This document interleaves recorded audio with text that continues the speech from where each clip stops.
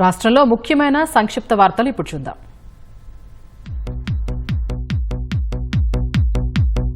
ఉపసభాపతి Raghuramakrishnaraju custodial torture case నిందితుడు తులసిబాబుకు high court షరతులతో కూడిన బెయిల్ మంజూరు చేసింది.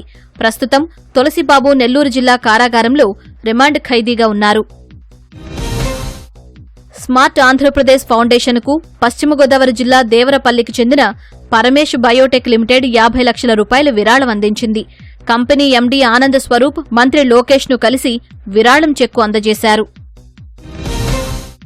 పల్నాడు జిల్లా కారంపూడి వైస్ ఎంపీపీ ఎన్నిక వాయిదా పడింది. స్థానిక మండల పరిషత్ కార్యాలయంలో ఏర్పాటు చేసిన సమావేశానికి ఎంపీటీసీ సభ్యులెవరూ హాజరు కాలేదు. దీంతో ఎన్నిక రేపటికి వాయిదా పడింది. గుంటూరు జిల్లా వట్టిచెరుకూరులో చెరువులో మునిగి విద్యార్థి మృతి చెందాడు. బీసీ హాస్టల్లో నీరు లేక 3 విద్యార్థులు చెరువుకు వెళ్లారు. చెరువులో జారిపడిన 3లో గ్రామస్తులు 2ని కాపాడారు. 10వ తరగతి విద్యార్థి కిషోర్ చెరువులో మునిగి మృతి చెందాడు. ప్రకాశం జిల్లా మార్కాపురం పూల సుబ్బయ్య కాలనీలోని పెయింట్ దుకాణంలో అగ్ని ప్రమాదం జరిగింది. షార్ట్ సర్క్యూట్ కారణంగా జరిగిన అగ్ని ప్రమాదంలో సుమారు 15 లక్షల మేర ఆస్తి నష్టం జరిగినట్లు షాపు యజమాని ఆవేదన వ్యక్తం చేశారు.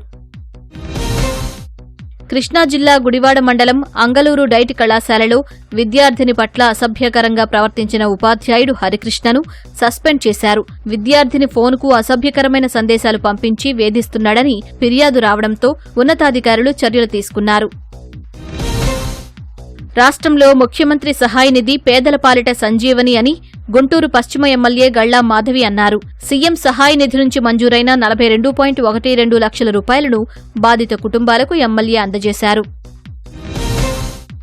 గుంటూరు జిల్లా తెనాలిలో ఈ నెల 29 నుంచి జాతీయ స్థాయి ఎడ్ల పోటీలను నిర్వహిస్తున్నట్లు ఎమ్మెల్యే నక్కా ఆనందబాబు తెలిపారు. ఆలపాటి శివరామకృష్ణయ్య మెమోరియల్ ట్రస్ట్ తరపున ఈ పోటీలను నిర్వహిస్తున్నారు. పోటీలకు సంబంధించిన ఏర్పాట్లను ఎమ్మెల్యే పరిశీలించారు. శ్రీశైలం పుణ్యక్షేత్రంలో ఉగాది బ్రహ్మోత్సవాలు ఘనంగా ప్రారంభమయ్యాయి. యాగశాల ప్రవేశంతో మొదలైన ఉత్సవాలు 5 రోజుల పాటు జరగనున్నాయి. సత్యసాయి జిల్లా హిందూపురంలో ఇస్కాన్ టెంపుల్ ఆధ్వర్యంలో రాధాకృష్ణ దేవాలయం నిర్మాణానికి భూమి పూజ నిర్వహించారు. హోమాలు, ప్రత్యేక పూజలు నిర్వహించారు.